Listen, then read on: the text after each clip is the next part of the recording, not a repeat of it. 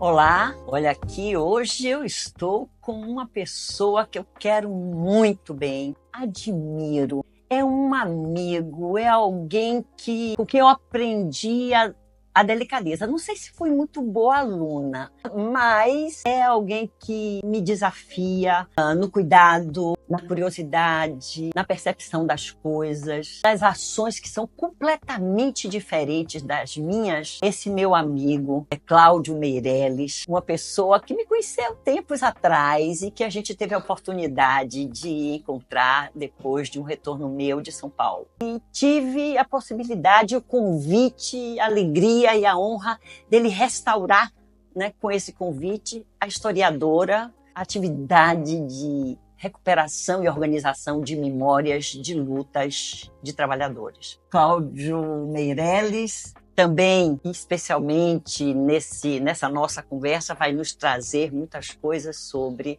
atividade sindical. Cláudio é auditor fiscal do estado da Bahia, na Fazenda Baiana, e temos uma boa conversa. Cláudio, obrigada por aceitar o meu convite. E eu quero que você diga às pessoas que têm acompanhado o canal, quem é Cláudio Meirelles? Primeiro, eu agradeço as palavras elogiosas de Petilda. Ela, como sempre, é muito generosa para com seus ex-alunos. Eu sou baiano de Salvador, sou apaixonado pela minha cidade, viajo sempre, mas toda vez que retorno, sempre me sinto acolhido aqui na minha terra. Sou funcionário público, já tenho mais de 35 anos na Fazenda. Sou avô, uma nova atividade que entrou na minha vida. Sou pai e esposo de minha companheira há mais de 3 décadas. E, por fim, sindicalista. E, como vocês sabem, essa atividade consome todo o nosso tempo, toda a nossa energia. Sou um leitor voraz, consigo ler quase tudo que me cai às mãos. E me sinto feliz pelo meu trabalho, pela minha família, pelos meus amigos. Acho que o sindicalismo tem a sua presença no mundo muito requerida, né? Nós vivemos um cenário um tanto conturbado. Nos últimos anos vem proliferando uma visão de que se deve desregulamentar o mercado do trabalho, mas as consequências dessas atividades, dessas visões, dessa visão já se afirmam no Brasil hoje, que é a precarização do trabalho, uma superexploração da mão de obra e uma redução do salário, da força de trabalho na riqueza. Se reafirma hoje uma desigualdade cada vez maior. E isso nos preocupa tanto do ponto de vista sindical quanto do ponto de vista tributário.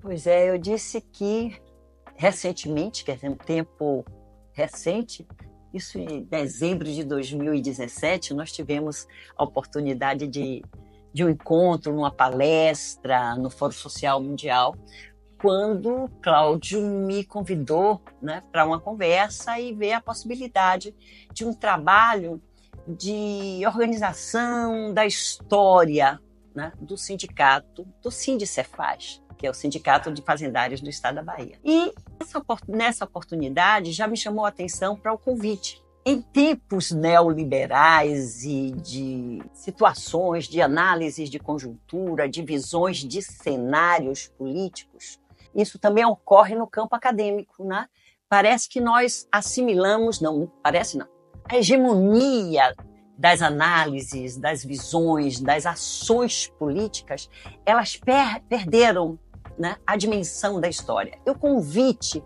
para fazer, recuperar, visitar, conhecer, organizar a história desses trabalhadores fazendários já me chamou a atenção. Eu digo, olha, é um sindicalista que não está só atrás do cenário de mercado de trabalho, do cenário das intervenções no âmbito exclusivo ou privilegiado do conflito de interesse de uma categoria.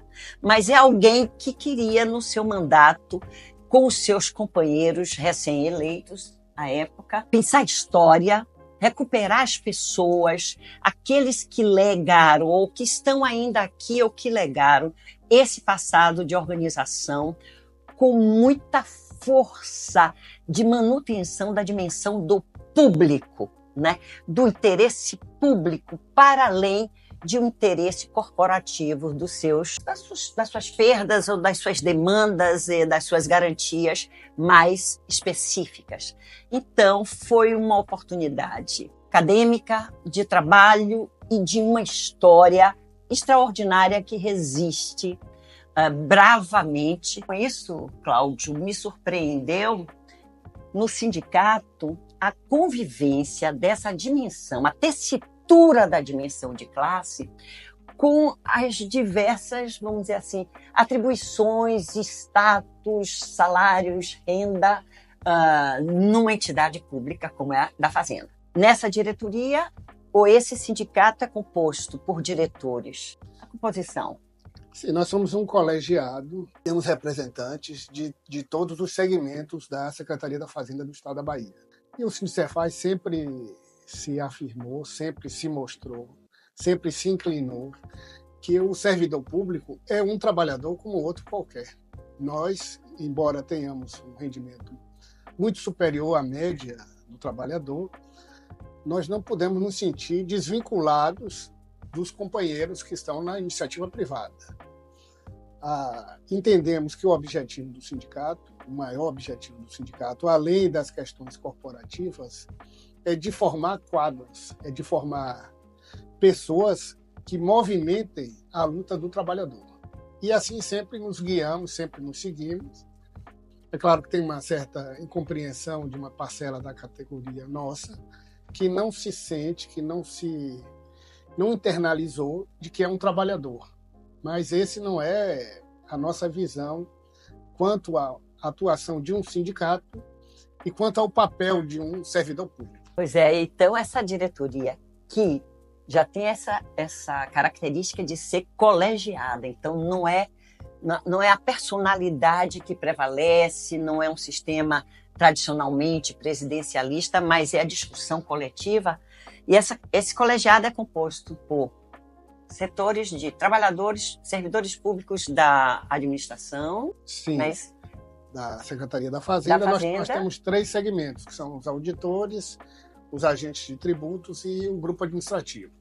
Nós temos representantes de cada um desses segmentos aqui na diretoria, mas que age não apenas com foco no seu segmento, mas no total, visando a uma equalização das carreiras na Secretaria da Fazenda. É claro que cada uma tem a sua especificidade, tem sua atuação, mas o sindicato luta e sempre lutou para que cada carreira tenha uma remuneração condigna com sua atividade e, mais além disso, propor também políticas de desenvolvimento para o Estado, políticas de atuação da administração tributária, que tragam um reforço da coesão social. Nós achamos que o tributo, a finalidade dele é reforçar essa união da sociedade. E com esse recurso, o Estado mire no atingimento de políticas que reduzam a desigualdade, o subdesenvolvimento e a pobreza que o nosso Estado ainda, infelizmente, vive. É isso. E esse é um processo decisório partilhado, discutido, decidido coletivamente, não é um com mais voz que outro, né? Mas há um entendimento nas decisões, né? Isso reforça essa dimensão do compromisso público, a força desse entendimento e dessas decisões, ela acontece num debate e na conversa com outros segmentos de seguidores para além da Fazenda. Então, eu pude testemunhar, né, os 2 anos que eu estive aqui fazendo esse trabalho, eu pude testemunhar não só a presença de sujeitos políticos que vão desde movimentos quilombolas, né, a solidariedade, a atenção, o cuidado na pandemia, por exemplo. Vocês tiveram uma atuação extraordinária, né, na ajuda. Como é que aconteceu essa ajuda, esse apoio, esse compromisso público com os que estavam sozinhos, isolados e sem recursos, no momento como foi da pandemia? Bem, logo no início, ainda não havia aquela famosa ajuda do governo, em torno de 600, poderia Sim. até dobrar se fosse o caso de uma família uniparental, apenas com a mãe. Então, a população ficou relegada ao abandono e aqui em Salvador a situação se agravou ainda mais. Então, nós nos reunimos, como a Petilda acabou de dizer, nós somos um coletivo. Isso às vezes pode demorar um pouco no processo decisório, mas por trás de forma mais amadurecida.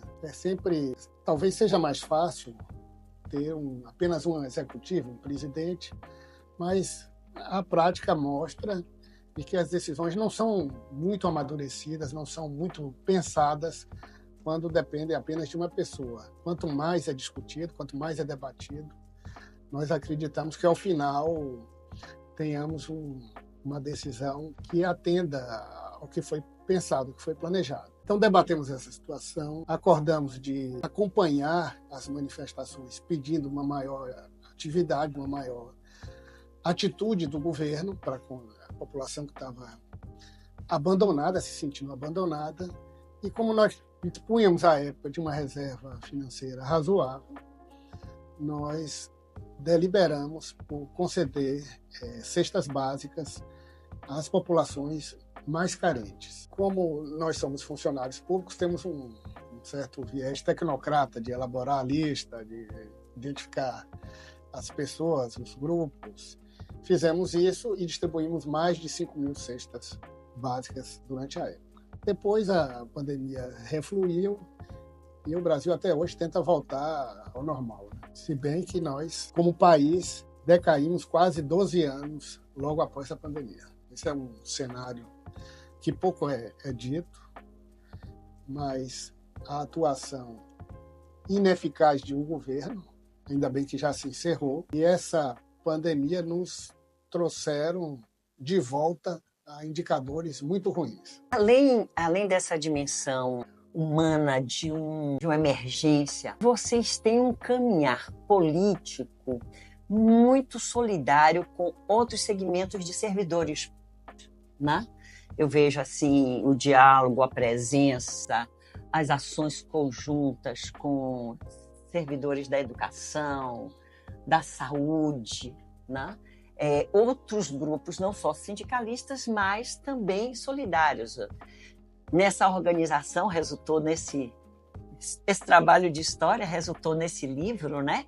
Fazendo a Bahia, Memórias de Lutas de Homens e Mulheres da Fazenda Baiana.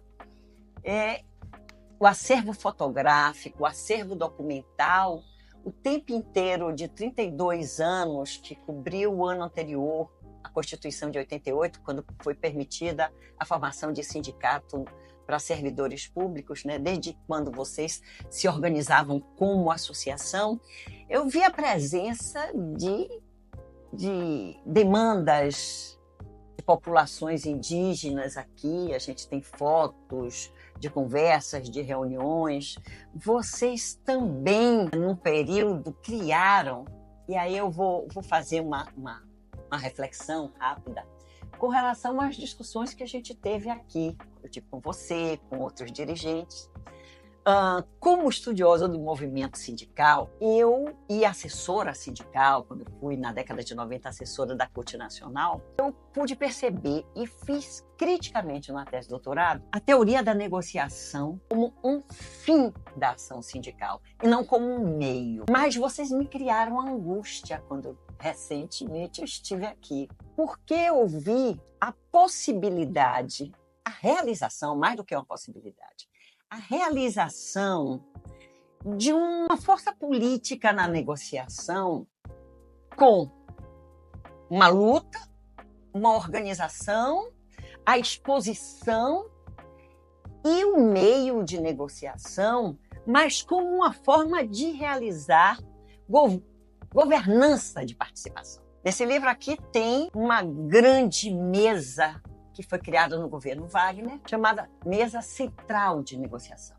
Tem uma bela foto que é uma memória iconográfica de experiência de governo de participação popular.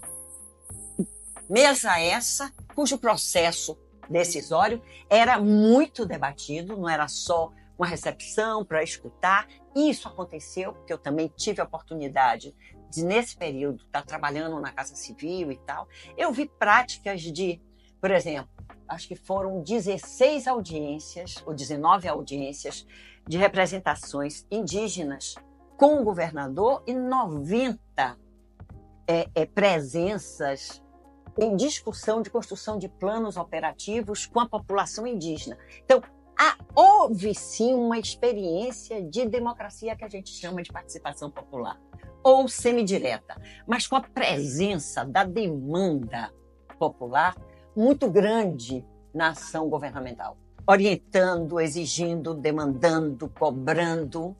Como é que foi essa mesa central, essa experiência de negociação? Me convença mais com relação à negociação. Eu sempre digo assim que a boa negociação é quando você vai lá, quebra a perna do outro, o outro quando tiver ui, sente aqui, vamos conversar. Aí a negociação está bem. Como é que foi essa prática política sindical com essa possibilidade de intervenção na construção das ações políticas? O Sindicefaz tem uma longa trajetória e começou com uma associação, ainda no governo do finado ACM. Naquela época, não era uma diretriz essa conversa com os sindicatos ou com o trabalhador. Depois de 88, tivemos um breve intervalo com o Valdir Pires, que foi tão breve que não marcou a sua presença no cenário da Bahia. Voltamos com a ACM e com ele um certo autoritarismo nas relações. Nós temos fotos de dirigentes nossos sendo postos escada abaixo, afora de uma repartição pública. Isso é preciso reafirmar, porque hoje um servidor público guarda uma certa mágoa no relacionamento com o governo. Tivemos uma mudança muito grande com Jacques Wagner, que era uma liderança política arejada e entendia que o sindicalismo tem a sua margem de atuação e não se confunde com o governo. Ele era um homem de negociação, assim como nós somos, de conversa, e o sindicato sempre entendeu que a melhor política para conseguir implementar suas pautas aprovadas sempre pela categoria é a negociação e a articulação de sua base através de manifestações e atos. Mas esse período ficou, a nosso entender, restrito ao governo Wagner. Logo depois veio Rui Costa, que, embora guarde uma distância considerável do período ACM, tem uma certa similaridade no que diz a um descompasso, a uma certa ojeriza na negociação com o servidor público, nesse contato. Talvez por isso, esquecidos do passado, uma parte nossa do nosso segmento, da nossa base sindical, tenha migrado para políticas totalmente contraditórias com a nossa atuação no sindicato. Mas nós, até hoje, acreditamos que a melhor prática é o contato, é a negociação, e com isso combinado com a articulação da nossa base sindical, através de manifestações, através de atos, através de dinâmicas que tragam visibilidade à nossa pauta e sensibilizem o governo a conversar conosco. É um pouco difícil ter esse contato, o Petiúda descreveu, porque a atuação sindical ela não se confunde com governismo ou com uma adoção do que seja o programa do governo. Não, o sindicato tem a sua pauta, tem a sua atuação, embora vez ou outra coincida com alguma política do governo, nem sempre caminhamos juntos, mas sabemos respeitar, ou entendemos que o governo deva respeitar essa atuação nossa, esse nosso movimento, e valorizar esse diálogo com o servidor público, porque sem o servidor, nenhuma política pública se mantém de pé. A gente sabe que o Brasil ainda é um país muito desigual. Eu recentemente li bastante sobre o que é a desigualdade no nosso país e me surpreendeu que cerca de 60% a 66% da nossa população tem um salário máximo de até R$ 3.800, sendo que 20% nada recebe. E o que me chamou bastante atenção era o conceito de pobre, né? O que é ser pobre num país como o nosso? Ser pobre, na visão dos estatísticos, é viver com apenas R$ 15 por dia. Então, a atuação sindical ela não deve se restringir apenas à pauta do segmento visar incremento de gratificação. É claro que nós fazemos isso, mas nós não temos o foco apenas em trazer o ganho ao nosso segmento. Além disso, e nós lutamos arduamente, lutamos constantemente para que o servidor tenha uma remuneração compatível com sua atuação. Mas, além dessas pautas corporativas, nós lutamos também por ter uma sociedade mais justa, mais igual. E qual é o caminho que a gente entenda que é razoável para alcançar isso? Através de uma tributação que incida mais em cima de quem tem a maior receita, e não como é hoje. E grande parte do que é arrecadado é em cima de impostos sobre o consumo que penalizam aqueles que recebem menos. Então, o Brasil é um país que, após a tributação, a desigualdade aumenta e não diminui. O Sindicefaz participa de uma federação. Já propusemos uma reforma tributária solidária. O título já diz qual é o propósito dessa reforma. Mas, infelizmente, o governo optou por uma reforma apenas nos impostos sobre o consumo. A alegação deles é de que não tinham força política para sobrepor essa estrutura que está aí. Mas nós vamos trilhar, nós vamos continuar, nós vamos perseguir que a administração tributária corrija e não acentue a distorção social. Pois é, eu estava vendo aqui, abri aqui o livro e eu pude perceber que ao longo da história, na leitura da imprensa, do jornal de vocês, o Novo Rumo, no período depois, o jornal de vocês, do Sindicefaz, que no período, por exemplo, de Antônio Carlos Magalhães, início dos anos 90, a pauta neoliberal. Me pareceu que aqui a Bahia foi uma espécie de laboratório de pauta neoliberal. Então, eu encontrei, em 92, uma discussão sobre privatização, já terceirização de serviço público, né, no governo Antônio Carlos Magalhães na época, e como é a crítica que vocês faziam. Tem até um trechinho aqui de um editorial do Novo Rumo, isso do dia... Em 92, fevereiro de 93, o editorial do jornal daqui de vocês dizia assim: o Marquês de Sade ficaria enrubescido se, vivo hoje, visse a trágica dimensão social que ganhou a sua criação ficcional, o sadismo, na atual gestão do governo da Bahia. O que era ficção na obra lendária do lendário escritor francês virou realidade, infelizmente, na terra de todos os santos. Então, essa é a abertura do editorial se referindo à política, né? Comparando a obra de ficção do sadismo com as políticas e as ações políticas. Um outro elemento também, como se fosse aqui a ação política, e vocês enfrentaram, quando eu comecei a ler, a ver, eu disse assim, gente, parece que foi um laboratório, porque nesse período eu estava em São Paulo, né? Na CUT Nacional, surfando, vamos dizer assim, a questão da reforma. Já se pensava na reforma da Constituição de 88, então 92, toda a mobilização para se fazer as mudanças e adequações para as dimensões privatistas, que não foi possível celebrar na Constituição de 88, porque ela era mais cidadã do que privatista. Então, eu estava vivendo surfando, e vocês já estavam lutando, enfrentando as ações concretamente de privatização. Então, aqui já se fala em terceirização, o controle do sindicato sobre o poder judiciário, a justiça trabalhista. Então, esse livro, nessa documentação de vocês, eu encontro por um conselho especial de justiça, tal, que depois vai resultar em algumas reformas, mas tudo isso diz respeito aqui à terceirização na Cefaz, na Secretaria da Fazenda, em nome de uma tecnologia que se implementava substituindo o trabalhador.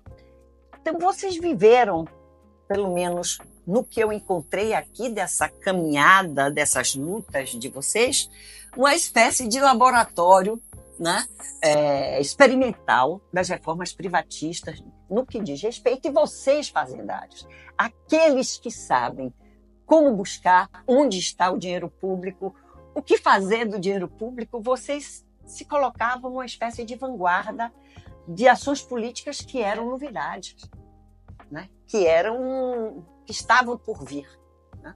Então, isso me impressionou muito. Eu espero vocês na segunda parte da nossa entrevista.